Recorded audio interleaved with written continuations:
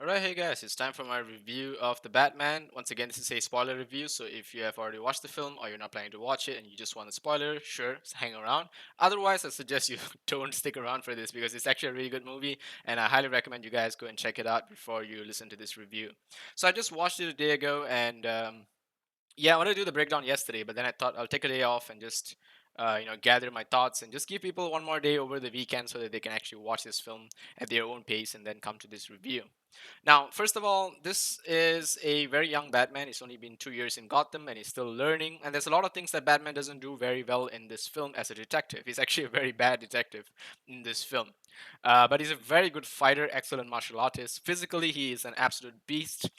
So this Batman's intelligence level is like he's really good at like knowledge wise, like he can solve the riddles of Riddler and whatever, but he in no way is able to stop the Riddler in this story. And he actually doesn't like even trust villains to some point, and is really weird and out of character for the Batman. But those are some of the things that I just have to tell you straight off the bat. If you're expecting a very intelligent detective film going into this, it's not the case. It's just a bunch of riddles everywhere and they solve it, but it doesn't really solve the crime in any way. The crime's still gonna happen, and you're just basically put into the seat where you just watch the crimes happen and you're just taken for the ride. There's no real detective part of this story. And I think if this was a TV series and they actually gave us more time to think about the clues and whatever, perhaps people can come up with the theories and whatever. But I understand that this is because it's a single movie, they just want to get over with it, so they just keep moving forward. And it is a pretty long film, but it doesn't really feel like it for me. I completely enjoyed it because the atmosphere, the mood, the setting, the cinematography was absolutely amazing. The music, the score is kind of overused, I feel. Batman's theme is overused throughout this. There's just so many times you hear it. Like I was hearing it for like more than 2 hours, and I was like, oh god, it's still the same score and still going on. Is it ever going to end? And I feel that perhaps they should have used that score less and given us a few more different scores throughout the film. But the score is basically Batman's main theme and is there throughout because we get 90% of Batman in this film. So if you want to watch Batman in every single scene, this is a really good movie for that. And but the score is, I feel, a little bit too overdone. I think if I want to watch this movie again and I hear the score playing all over again for the next 3 hours, it might be a bit too much for me. As for Robert Pattinson as Batman, he's amazing. His micro expressions, his expression behind the mask, behind the cowl, the way he carries himself, the way he portrays, and how he uses fear as an element, that sort of aspect that he's trying to be very intimidating and menacing. You can totally buy into it. He's not a very physically menacing Batman, but you know that based on his skills, he will beat the crap out of you, and then you'll realize that, okay, yeah, you know what, you probably should stay away from this guy. So that's the kind of Batman he is. I feel that he has total potential. He's amazing.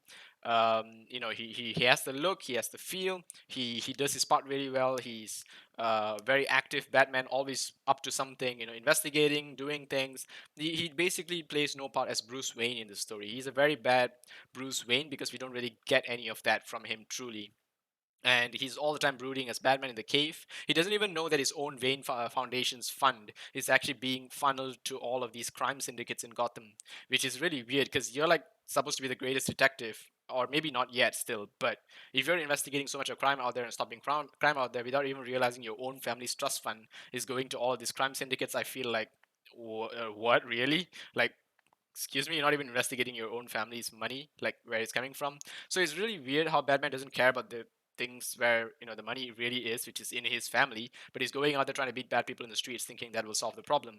But in the end of this film, we get something interesting, which is Batman realizes that vengeance and fighting people alone doesn't solve the problem. And then he realizes that he has to be a better role model. He has to be someone more important. And perhaps in the next film, he will see more Bruce Wayne actually taking the role of a person who wants to change the city for the better. So I think it might lean us into that. Serena Kyle, nothing great, more of a damsel in distress, given a role as Carmine Falcone's daughter, as per the comics, some comics especially, but doesn't really do much. She has her own little side story going on, but it doesn't really change or affect the plot in any way. Colin Farrell was amazing as the Penguin. Really, very charismatic, very captivating, very good to see on screen, and I can't wait to see more of him. But he's a very minor role in this. He's more like just an informant, just a guy who's there to just be part of the ride. And it's a very weird scene where when Falcone finally gets arrested towards the ending, Penguin actually pulls a gun on Falcone. He doesn't manage to shoot Falcone, but for some reason, Penguin's completely free in the end. Like, they don't arrest him, despite the fact that they pull the gun in front of the entire police squad and Batman and try to shoot Falcone. It's so weird that they didn't arrest him after that.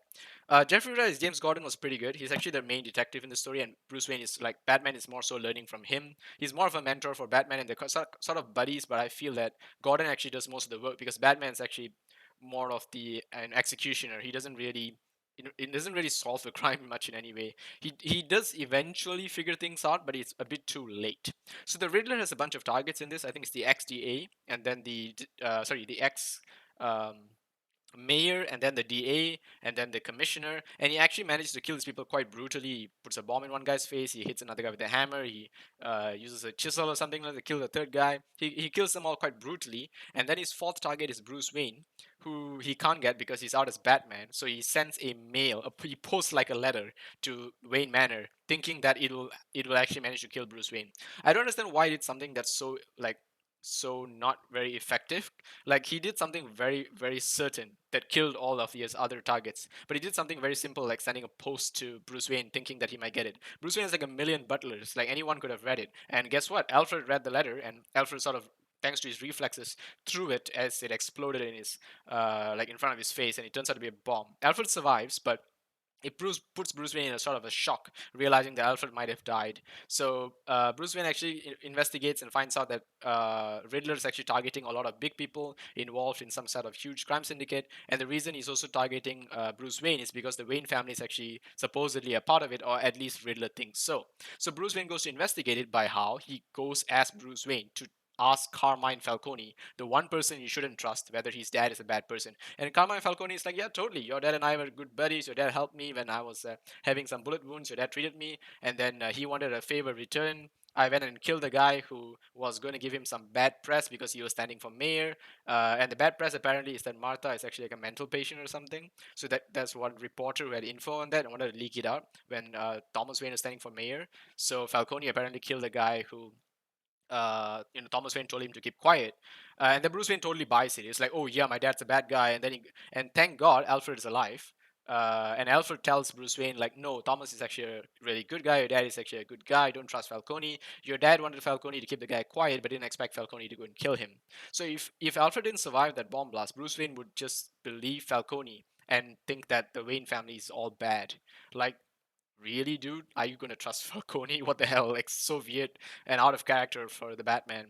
Regardless, after Bruce Wayne's failed attempt of murder, Riddler continues his target to Carmine Falcone. And Riddler realizes he can't really approach Falcone, he can't find a way to kill him. So he actually uses Batman as a way to catch Falcone by giving Batman clues to go and target Falcone. So Batman just buys all the clues and targets Falcone, brings him out into the light as per the riddle, and the Riddler snipes him from a distance. I'm like, dude, you know that Falcone is one of the targets. You should protect him in some way. Pack him in your Batmobile or get him out of the, like the open alley or something. But Bruce Wayne, like Batman, totally brings Falcone in front of the entire police squad in the streets, and the Riddler just snipes Falcone from some distance, and it's so weird. And that's the part where Penguin tries to shoot Falcone as well, but Penguin doesn't get arrested for whatever reason. The end of the film, Penguin is completely free. Falcone is dead because Riddler shot him, and the Riddler doesn't get caught. The Riddler actually surrenders himself. He just walks to a nearby bar and just waits for the police department to come and arrest him, and also that he can have a face-to-face conversation with the Batman. Batman puts him away in Arkham, but there's a little conversation where Batman, thinks that the Riddler might actually know his identity because the Riddler keeps chanting Bruce Wayne, Bruce Wayne, but actually he's just chanting Bruce Wayne because he failed to get Bruce Wayne, which is his last target, and he wants Batman's help to go and get him. But then Batman is like, no, you're just a psychopath and whatever. And Batman realizes, okay, he doesn't know who I am, so it's fine, doesn't matter. And he locks Riddler up in Arkham next to what is supposedly the Joker. I think the Joker cameo is absolutely not necessary. Like, I think we're fed up seeing the Joker in every other Batman film. We get it, he's like the ultimate villain for the Batman, but I think you can actually skip this one. Don't have to be the Joker in every movie. I don't know. I felt it was an unnecessary cameo. There are some little Easter eggs where Batman is actually knocked down by some bad guys and needs to get up to help Selina Kyle immediately, and so he actually takes an injection of venom, a little like he has like a little vial of venom which he jabs into himself, goes absolutely berserk, and you can see it in the trailer where he's like punching this guy, and Selina Kyle is like caught like in shock because of how hard Batman is hitting the guy, and it's actually because he injected himself with venom. At first we were thinking it's adrenaline, but when I saw the little yellow tinge to the solution, it kind of triggered my fan knowledge, and I realized, oh yeah, it's obviously Venom, which they're building up for Bane in the future, probably. Or not, but it's just a nice little Easter egg. I think things like that are pretty cool, but things like the Joker is not necessary. Regardless, Riddler surrenders only to reveal that he actually has a final master plan, which is all of a sudden, you get to know that there's like this huge dam around Gotham, and Riddler has planned to blow up the dam, and he wants to flood the city, and he wants to stop the upcoming mayor's election. So there's like another new mayor standing, this Bella Real. She's standing up to be a new mayor, and he wants to sabotage that thing. So he has like a social media account, and it's like 300 followers or something, and they actually all dress up as a Riddler to go and shoot the mayor why the flood is happening. Like all of a sudden, where did the dam come from for Gotham? Yeah, they never spoke about a dam from the beginning of the film, all the way up to the point the dam blows up. So I don't know. It felt like certain plots were just thrown in and not really thought of very well. It's really strange. Anyway, in the final fight was a pretty amazing fight that happens atop this like this stage, like this lighting area above the stadium. It's like this place where it holds all the major floodlights and whatever. So the main fight happens there, and then it's a pretty awesome fight and whatever. And finally, there was a moment where Batman has to like cut this electric cable to prevent it from electrocuting the people below because there's flood waters. So I thought they're going to give it like a huge moment where Batman cuts it and then he goes out cold because he goes into the waters and whatever. But no, he just falls in the water and gets back up. Like they don't really, I don't know. It felt like there were never really any stakes on the Batman. He just felt really invincible throughout. He's bulletproof for the most part, so his fight sequences are just straight up. He's just beating up people, and he's not a very good detective either. But I think they will work on that in the next story. Regardless, in this film, Batman is not that really amazing. He's not a very good detective. The Riddler just straight up surrenders himself. All of Riddler's targets are dead except Bruce Wayne because he is the Batman, thankfully. Cobblepot is still on the loose. Serena Kyle didn't manage to kill her own father, but her father got killed by the Riddler anyway, so she got a revenge in some sort of twisted way. Gordon might be becoming police commissioner because the other commissioner is dead, and so that is pretty much the story. If you look at it that way, it may seem like as though I'm telling you that, oh, what kind of story is this? I don't really like it. And yes, you may take it whether you like it or you don't. If you ask me, the main part of this movie that made it amazing is the atmosphere, the surrounding, the way they tell the story, in terms of the expressions, the way they put the characters in certain scenes. I think all the screenplay was really amazing. The dialogues are amazing. It's just that the general story and the concept behind the riddles and the crime just didn't really feel like a detective's story. Like, yes, I get it. You are making a detective movie, but it's not a very good one, quite frankly, because Batman is not a very good detective in this. Neither is James Gordon. All of the targets are dead except Bruce Wayne. No one catches the Riddler. Riddler surrenders. No one caught Cobblepot. He's still out there. Falcone is dead, so his secrets are buried with him. Um, and they got to know that the police department actually has a bunch of what do you call this, inside men. Most of them are actually dead because the Riddler has killed them, but some of them may still be there, and I think they're just building up for the second film. So this film is more of just a stepping stone, I feel. And if you ask me, it doesn't deserve the 8 out of 10 rating. If you ask me, this movie is a solid 6 out of 10. Let me just pull that up for you, give me a sec. There you go, a solid 6 out of 10, mostly because of the amazing acting of Robert Pattinson, the action sequences, which is absolutely amazing, the atmosphere, the building, the way they show the city, the way they basically do the world building in this, I have to say, is very reminiscent of the way Lord of the Rings does it. They give you scenes and they let it sink in. They give you moments where they let the score play and they give you this amazing shot and let things sink in.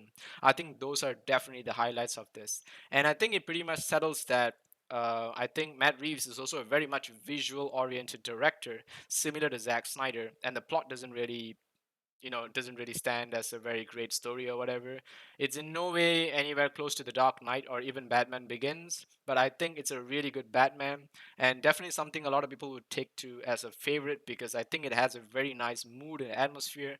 And if the story was a little better, if Batman actually managed to save some people in this, I think it would have been more amazing. But the final sequence is where Batman does most of the work, where he actually saves a lot of people. All these social media fans of the Riddler. The Riddler sort of reminds me of Lex Luthor from BVS. He's sort of that geeky, overly done villain, but he has a very horrible hysterical laugh that he completely overdoes. I think he could have taken that down one notch, maybe two, maybe three, because he just laughs like nuts in the end, and he's laughing together with the Joker finally, and I'm like, you don't have to laugh so much to the point. I get it, you're a psychopath, but they could have kept him more like restrained, more intelligent, because of that's the way they showed him, because he's able to build up all of these amazing riddles, where he kept Batman and Gordon on his trail, and they never could truly actually catch him or arrest him. They never defeated him, to be honest. He just surrendered, as I said, and I think the Riddler won in this story completely, and Batman was completely just, the kind of a spectator, some sort. I think that's the way I can put it. So, yep, it's a solid 6 out of 10 from me. A pretty decent movie. A must watch if you ask me, because it's a truly a refreshing one from the previous Batman. It's nothing like any of the others that we've seen before this. And I think Robert Pattinson is absolutely amazing. There's no real chemistry between him and Zoe Kravitz. I think they just put her in there in the damsel in distress. They had some kissing scenes with him and her, trying to make it seem like, oh, they have a thing going on. But they have no real reason to have a thing going on. I don't really see them sort of connecting. They never really had a sequence where they both fought together up until the very end, and that so is more so of Selina just trying to save him, and they didn't want to end it there, so they gave a one up to Batman by having Batman inject venom into himself to go and save Selina back. So yeah, it's those sorts of things. So I'm sorry if I'm going a little bit too fast. You can probably watch this in zero point 0.5 speed if I'm a little bit too fast for you, but I think I'm okay because I just wanted to go through it really quickly. As you know, it's a 3 hour long film, so it's a really long plot, very detailed plot, a lot of things going on. It's just that it's not, as I said, he's not a good detective. Like, maybe it's a good detective movie, but the detective itself is bad, and that's what this Batman is. Regardless, he's a new and young Batman, as I said before, and it's an excellent combatant. I think the next film will be seeing more of his detective skills that he has learned from this being put to the test. Hopefully we get a better villain as well, a villain that's, not willing to give himself up just because he's bored or whatever, but actually wants to, fight the Batman and probably be, eventually be caught by the Batman, and the Batman actually solves something someday. I hope that'll be the case. And as for the rest of the actors, I think Zoe Kravitz is good. It's just that she's not really given the right role, and the build up for her to be in love with Batman is like whatever. They never had a thing going on. They should have at least shown some sort of amazing fight scene or something that brings them closer, somewhere where they actually help each other out early on when they build a relationship. None of that happens. Gordon actually has more of a relationship with Batman. I think those two should be besties. Cobblepot actually starts to is sort of the dawn of a new villain. It's weird why he's not arrested, but he's sort of the dawn of a new villain, and I think he'll be more amazing in the next one. But Colin Farrell, I think, will do a way better than the Riddler, than Paul Dano's Riddler. Colin Farrell's Penguin is so much more amazing, so much more captivating and better in the limelight as well. Don Toretto's Falcone was absolutely spot on, but unfortunately he's dead. Andy Serkis's Alpha doesn't have much of a role. He's just there. He's sort of the guy that does things. You can tell that he's a bit of a badass, because he tells he trained Batman and whatever. And yeah, he says he's ex MI6 or something like that. But he's doesn't really have much of a role. You don't really see him doing many things in this. It's something like in BBS Batman, where you actually see Alfred helping Batman as he goes through his detective work. But in this one, it's more so Gordon and Batman. So it's pretty much that. So the rest of the characters, we have Bella Real as the new the new mayor. We don't know who the new DA is. I think it might be open for Harvey Dent to pick up. And we don't know whether Harvey Dent will be Two Face or may not be Two Face. They can also play around with that plot. And the new commissioner most likely will be James Gordon in the next one. So there is that. So anyway, that's it from me, guys. Hope you guys liked it. If you did, if you did like it, let me know. If you didn't like it, it's okay. Let me know too. I think I'm pretty open to whatever comes in my way. If you ask me personally, I enjoyed the film for its atmospherics, the cinematography, the score, but I think that it could have been done a little bit better because, I understand the pandemic and whatever. They had a lot of delays and cancellations and whatever, and despite all that, managed to getting this movie out and it being so amazing is really impressive. But yeah, I wish that Batman actually caught the Riddler or solved some crime in this, and I wish that Catwoman actually did something more than just wanting to take revenge on someone. Um, yeah. Anyway, that's my little complaint there. So yeah, that's it from me. I'll see you guys in the next one. Take care.